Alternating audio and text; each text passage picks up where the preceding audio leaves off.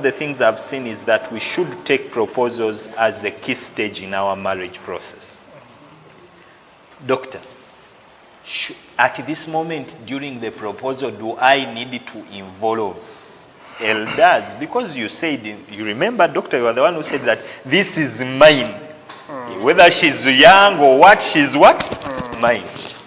Have we been allowed, has Islam put itself, has it given its position on me involving parties during my proposal stage? For example, I may want Aisha, but to get Aisha, I need to pass through the history of... Doctor, I think my question is understood. I hope that after answering this, now you will allow me to make the final remarks. Inshallah. Number one is, how shall I know Exactly. without courtship? And Without- has Islam allowed the cohabitation? Yeah, without cohabitation. The statement should be clear. Cohabitation is haram. The problem is we happen to give these behaviors some sugar-coated names to justify them. You know? We happen to give them some good names so that they don't sound bad. I think the right question would be, am I allowed to commit zina with a woman before I could marry her? Because when you say cohabitation, it's like you are giving it a certain garment so that it looks smart. You know? That is one. Number two, if Islam required that you should have A, B, C, D consideration, how are you going to know them before you actually have a life experience? You know? The answer to that is, look at the history. For instance, the Prophet ﷺ told us that tazawwaju al-walud al-wadud. Marry the women who are productive or they have a good reproductive health and they are also loving. And of course, those two, you can only be certain about them by having a real interaction. You know? But the scholars have guided us. Look at her lineage. You know? How many children maybe does her mother, you know, has? How many? You know? Because chances are high that they have certain traits which they share as a family. That's why sometimes if you are so interested in the twins, you could actually see that, you know, the mother gave twins, and even when you look at the grandmother also, so you have some good expectation there. Now when it comes to love, there are many ways that you can know that this is a loving woman. How is she taking care of her friends? How is she taking care of her own siblings? Because in many cases, what she's doing with her friends, what she's doing with her siblings, she's likely to replicate them. And by the way, yours is a very close relationship. So it is by stronger reason that if she had been doing them to this, she's likely also to do them to you. Now, having said that, why is it that Islam discourages cohabitation? Courtship is okay, but we shall say that there is an Islamic way of courtship. You know? Because, by the way, immediately after making a proposal, you know, and your proposal had been accepted, Islam allows some limited interaction through what you could call a courtship. But it should also be not as open as it could lead to other things. You know?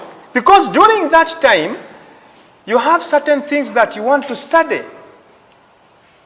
For instance, during that time, by the way, having made the proposal, what comes next is that Islam allows you to have a look at her. An-nazar ila al-makhtuba. Looking at the proposed woman, the proposed man. But we shall go into a discussion to what extent. You know? What are the body features that Islam allows you to look at? To a great extent, the scholars are saying that you could look at her face and even her palms, because we know that the face is like the passport. This is the identity. Now, when it comes to the palms, some scholars say that there are some indicators of the good reproductive lineage out of that. I'm not a koja to go deep into that. Together on that? Now, having said that, if that's it, some people, young men will be like, but just how should I just settle on the face and the palms? You know? He says that no, Islam would have extended to allow me, look at the breasts, look at the bumps, look at the shin and so on. The answer to that is that Islam is practical, Islam is human. Are we together? Now, at your level, when you go to the shop to buy a mere shirt, the shop attendant might not allow you, remove it from Kavera, change like this, do like this, do like this. It feels like at the end of the day, if you don't buy it, it's like you have devalued it. Now, if this is just on a trade item, what about a human being? Number two, consider the emotions of the other party. If it is your daughter, would you be happy that a man comes and says, now turn left, now turn right, now stand, then that, at the end of the day says, I am sorry. I'm not interested. Are we together? So it is a balance between what you really want to achieve, but also preserving the honor and the modesty of the person under observation. Okay? Now, having said that, our conclusion here is that if you have taken some good time to study the characters and the behaviors of the person that you want, go ahead and propose. How do you propose? Okay. And a proposal is an expression of interest. It can be direct, it can be implied. Direct, it is more applicable to us men. We are bold enough to take your proposal to a lady. It's like having looked at you for some good time, I am interested in marrying you. You know, it can be verbal, it can be written. What matters is that your message is well delivered, loud and clear. Now it goes to the side of a woman, and these are some of the mistakes that we commit. People bring proposals, but you don't have the audacity, the strength to ask, what do you really want? Because some people are like, I'm interested in you. So what do you mean by interest? From the word go, you are dealing with a certain man, could be that it is clear that he is interested in you because of marriage. That's it.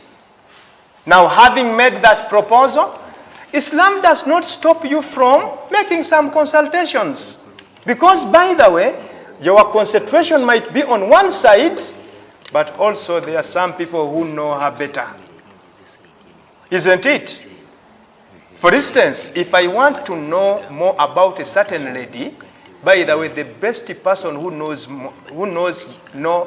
her better is her fellow lady. That is why the Prophet sallallahu alaihi wasallam, he used to send ladies to go and investigate the characters. Together, ladies have their own behaviors, their own habits and characters. So much so that they happen even to bathe in groups. Isn't it?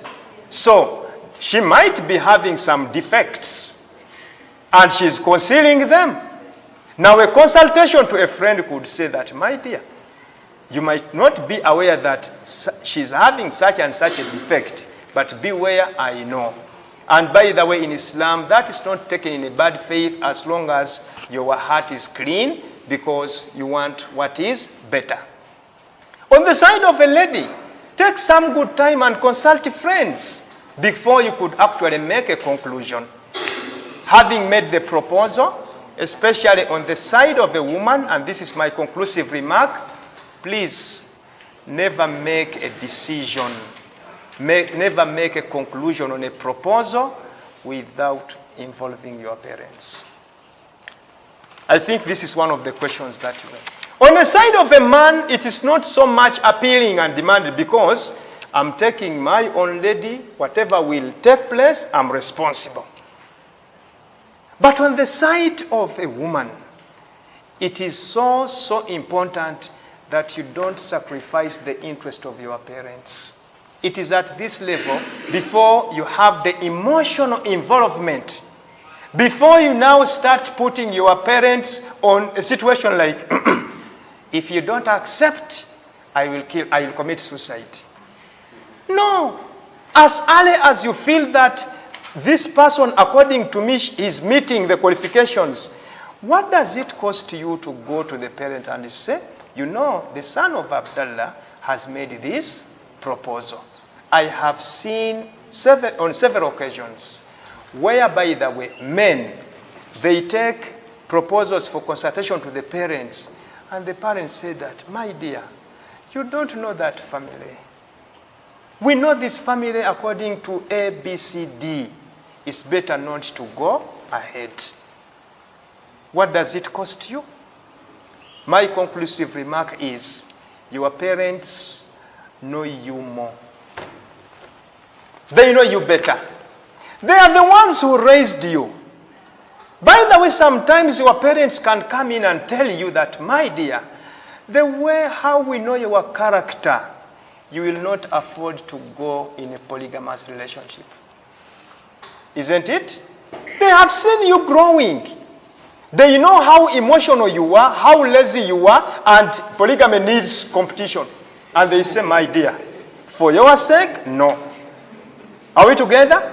So please, as we are concluding, of course we shall look at the essentials of a valid marriage, the fiqh of them, but I wish to urge and implore young ladies, please do not deprive your parents from the right to scrutinize your proposals before you become emotionally involved. Finally, al-istikhara, consulting Allah. But even consulting Allah should come as earlier before you are emotionally involved. You know what happens? As our conclusive remarks, what happens is that you are so much in love with this man or with this woman. Then you say, I am consulting God. You know the results. Sometimes the results start coming and you could see beauty, you could see the beautiful man, the beautiful woman, because many times what we live with during the day is what comes in our dreams. That's why the istikhara, the consultation, should come earlier, before you could say that I'm dying for him, I'm dying for her. Make the istikhara. Lastly, وَإِذَا عَزَمْتَ فَإِذَا عَزَمْتَ فَتَوَكَّلْ عَلَى اللَّهِ. If now you have taken the decision, leave the rest to Allah, but take precautions, decrease on the risk, among others. Then the rest you say like, أُفَوِّضُ أَمْرِي إِلَى اللَّهِ إِنَّ اللَّهَ بَصِيرٌ بِالْعِبَادِ. I now hand over my affairs to Allah. Allah subhanahu wa ta'ala is the oft observing. And then you proceed, as inshallah we shall look at it in the next episode. وَجَزَاكُمُ اللَّهُ خَيْرًا. Assalamu alaikum wa rahmatullahi wa barakatuh. You told me to stop there, but before you say the Jazakallahu khairan, I'm a student of literature, so, and Imam Kaswazi didn't know that I'm a student of literature. All right, I want to ask a conclusive, from the thematic area you have talked of, I want to join what you have told us. Doctor, what has Allah prepared for a servant who, while doing the proposal, observed whatever you have told us, but reaching the reality, things have become opposite? I don't know whether my question... Okay. Somebody really have done whatever the Prophet... Actually, our sisters' home, they did whatever you have said. but really is having totally the opposite. What should my sister do? Because for me, the man, I have another option. Of course, I have another option. I'll do another proposal. But my sister really is limited to the proposal to Abdul Hakim. Okay. What has Allah prepared? What is that conclusive statement you want to give me, the sister? In Luganda, tugambe yako eyatomera. When you really did this, but watomera. Okay. Can you give me the conclusive statement that surely I should stay with? Yes, doctor. After that, then we shall accept the conclusion, and then I get the comments from members, inshallah. The conclusive remarks on this, I want to draw them direct from the Quran. Now. Number one, إِنَّمَا يُوَفَّى الصَّابِرُونَ أَجْرَهُمْ بِغَيْرِ حِسَابٍ. Those ones who are patient, their reward, it's not even determined. There are some areas whereby Allah subhanahu wa ta'ala decided not to mention the reward. It's like those who are fasting, they are fasting for me and I know what to pay them. So is those who are patient. And by the way, among the kinds of patience is patience on things that you feel you are not comfortable with. That is the first statement. Number two, as you are exercising patience, the second statement is لا تدري لعل الله يحدث بعد ذلك أمره. Never despair, never lose hope. You might have found that even when you took all the precautions, things turned opposite. Exercise some patience, Allah might bring change. Are we together? Lastly, the option of Islam is not only for men. Even women have options. Your option is you can preserve her because you have found her opposite of what you expected.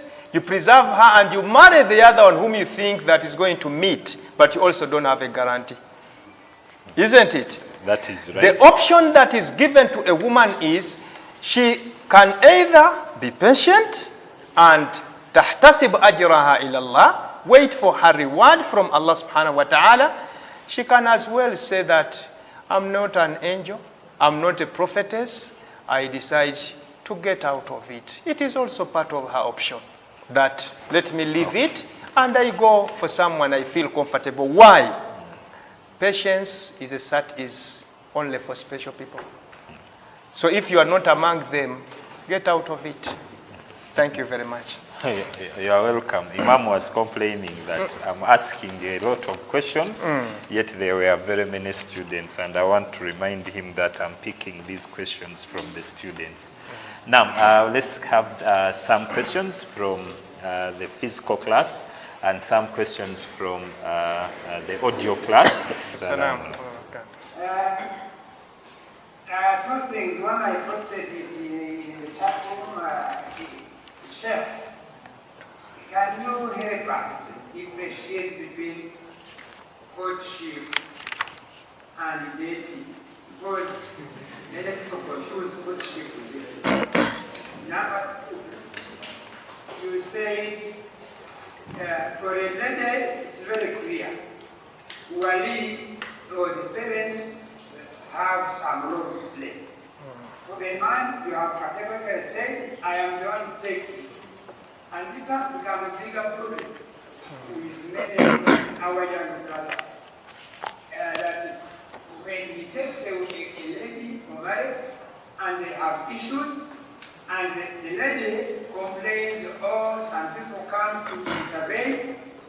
I have had more than once my brother saying, marriage is a relationship between me and my wife. The rest don't matter. How do you advise her? By that statement you made. And then two, made this, we did not make some of these men become with I want to use a big word, but let me our daughters by saying whenever disagree, does not want anything to do. I have had with a person whom I consider to be my friend, who directs, say, please, Imam Kasod, I'm sorry, marriage is between me and my wife. The rest, it doesn't matter. Thank you very much. Okay. But otherwise, thank you very much for teaching us. Welcome. To thank the Imam for coming in with those questions. What's the difference between courtship and dating? Unfortunately, these two are English words, and I don't belong to the English people.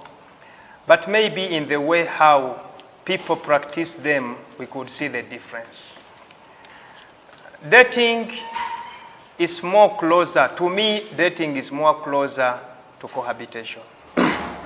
That these people are dating. It involves a lot, that they are staying together, they are doing this, they are doing that. Unlike courtship. Courtship is more like keeping in company. And when courtship is limited, when courtship is regulated, in Islam it has no problem. As long as it is not so long, it doesn't take too much time. For instance, between a proposal and between a proposal that has been accepted to marriage, really there are many things that should take place that call for interaction between the two. These days, for instance, you are organizing a marriage ceremony. Sometimes you need this lady to be closer to you to make some selections. Islam requires that she shouldn't move out alone. Let her move in a company of someone who could avoid some satanic feelings to take place, and therefore, at the end of the day, they exceed the limits of Allah. To me, that is courtship. But even if I decide to combine both of them, whether it is dating, whether it's courtship, let the limits be well known. Let where we are not supposed to exceed, we shouldn't exceed the boundaries.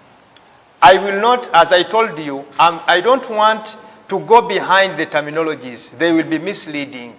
It is like, what is hijab? Anything can become hijab as long as the elements of a valid hijab are there. So let it be courtship, let it be dating, but the principles, the limits of Islam should be observed. I don't mind what have you decided to call it. The second question of the Imam is about involvement of parents. I have made it clear that for the lady it is mandatory, and that is Sharia. Because the woman needs the approval of her guardian as one of the 4 essentials of a valid marriage. And by the way, for good. Because one of the responsibilities of the husband is to check the compatibility of this man, unlike the man. Of course, from the side of the man, I made the statement that from the side of the man, it is my responsibility.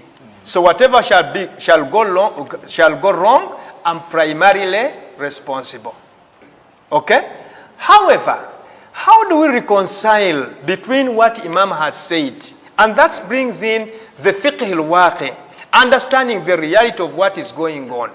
I want to draw Imam to a concept that is well laid down in the fiqh of Madhab Imam Malik. There is a concept which is known as Salahu dhimam and Fasadu dhimam. When we are dealing with good people, there are certain rules that are applicable with people in a good society. When we are dealing with people in a bad society, there is no any problem in Sharia that we make certain things compulsory, yet under some ideal normal circumstances, they were not. So if we come to the conclusion that now the young men are not well prepared in terms of responsibility, in terms of what, there is no any barrier in Sharia to make it compulsory on them that they should also consult their what? Their parents. The reason why it was not required, because they are expected to be now independent. But of course the circumstances in which we are living, even men reach the time of marriage and they are not independent. So if that is the situation, we can require them according to our own situation, that it is also mandatory for them to consult their what? Their parents. Otherwise, ideally, for the side of a woman, it is mandatory. For the side of a man, it was optional. And that's it. And if I've understood also, in my perception of Imam's question, before I call in these ones, don't you think if we allow the men to take the relationship, their marriage relationship between themselves, and they don't allow outsiders to come, like elders in the societies to come, don't you think that somewhere we shall be living a dangerous lifestyle where people think that the marriage issue is between them? Has Islam provided for the circumstances where we should have the other outsiders to come? What is more advisable? What is more appropriate? Okay. Should I have it independent, that the issues are between me and her? I think that's what he wanted. You see, our custom in Sharia, customs are given a position in terms of legislation. This comes from the legal principle, al-ada muhakkama. The way how people behave, the custom is decisive. You know, the custom is decisive. I don't want to be understood as such that the man has no obligation absolutely to consult anyone. Why? The reality is you need many people to assist you on the new life that you want to pursue. And therefore, it goes without saying that you want them on board when they are also happy with your choice. All right. Assalamu alaikum wa rahmatullahi wa barakatuh. My question, Doctor, is about our parents' input. Our parents' input towards our marriage proposals. I'll give you an example. When we are all growing up, we usually listen to our fathers telling us, Omalo Soma, I want a man here. I want a Muslim man. He gives you all the basic components he wants. When you're out there doing your searching, you come back. Now the mother comes in. But you've done your search looking at what Haji has told you. You bring, let me say, Mr. Hakim at home. Now when you bring him at home, Mommy tells you, Saja mwavu, Saja mumpi. There are certain things that mothers are doing that they're making a lot of our life complicated when it comes to our marriage. They are complicating things. Taina sente. But Haji is telling you, Yasoma, I know the family, I'm very comfortable with this. So we are having challenges, and many proposals have been turned down basing on such input. Yet you're teaching us it's mandatory to take on their what? Advice. So I really beg you to throw more light on that and how we can handle it. Okay, thank you, Sister Shani. Brother, you need to come near the microphone for our let's take the questions because we need both of them, eh? Assalamu alaikum wa rahmatullahi wa barakatuh. My questions are simple. First of all, I would like to supplement on her question. Most of the people online, I believe, some are students, some are done, mostly.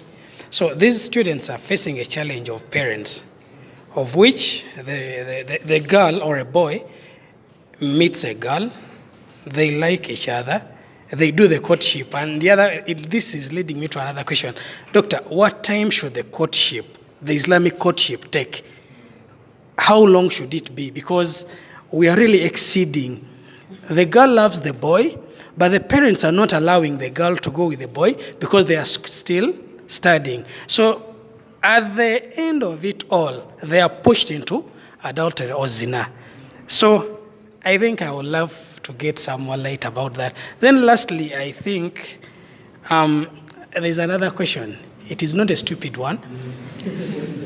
Is it allowed for this girl, although nowadays they do, to put on something tighter so that I can have a clear look on her?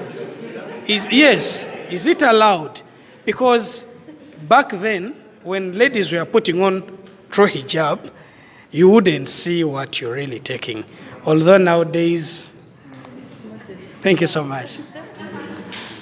Thank you very much. I think next time we shall be in position to have meetings such that our online staff can have it. Brother Hassan Kaila, I am very aware of your presence. Thank you very much to be part of us.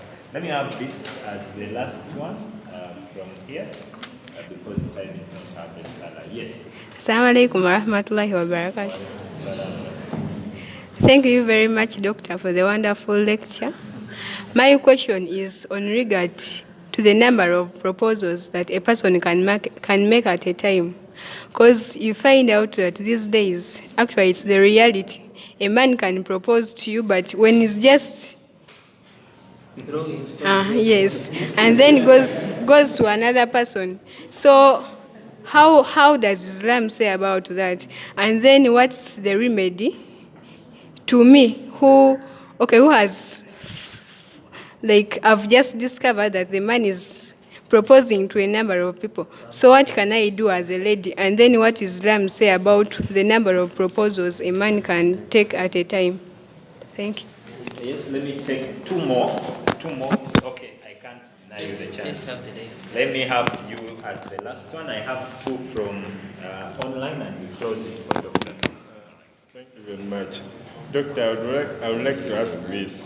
We know one of the biggest, forbidden acts in Islam is backbiting. So you talked about consultation on someone's character and maybe physical appearance. Maybe what is hidden, what you could not see, that may not please you after getting into that marriage. So if I'm in line to consult with a friend, how is it taken Islamically?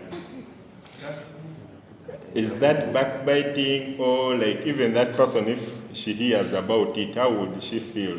Is it like, can the other person be allowed to consider about that fact, or she can go on and tell me about it? Thank you. Thank you. Let me just have the last two online, and then Doctor will summarize. Our emphasis on boys, it goes back to nurturing.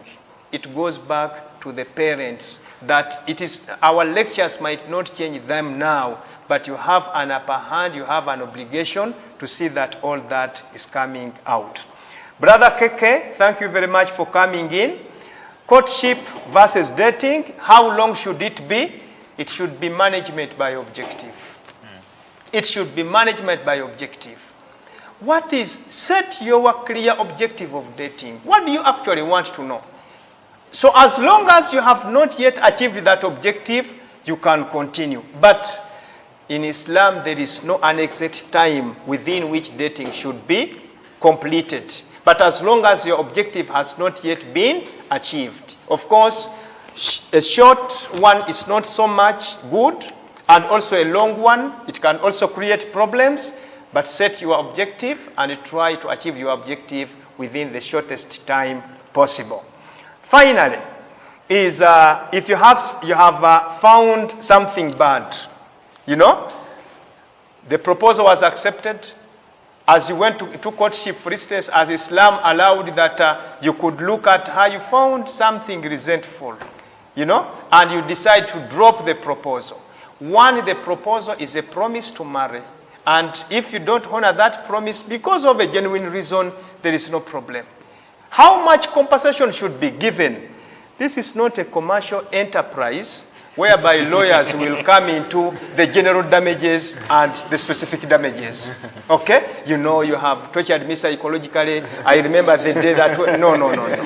However, if during the courtship there have been an involvement of exchange of gifts, the Muslim scholars have various views on what gifts should be returned, what should be retained, but at the end of the day, it is better to leave everything as it is, because you were giving gifts in a good faith. Therefore, if you are to depart, but communication is so important. Thank you very much. Jazakumullahu khair. We have come to the end of our session today.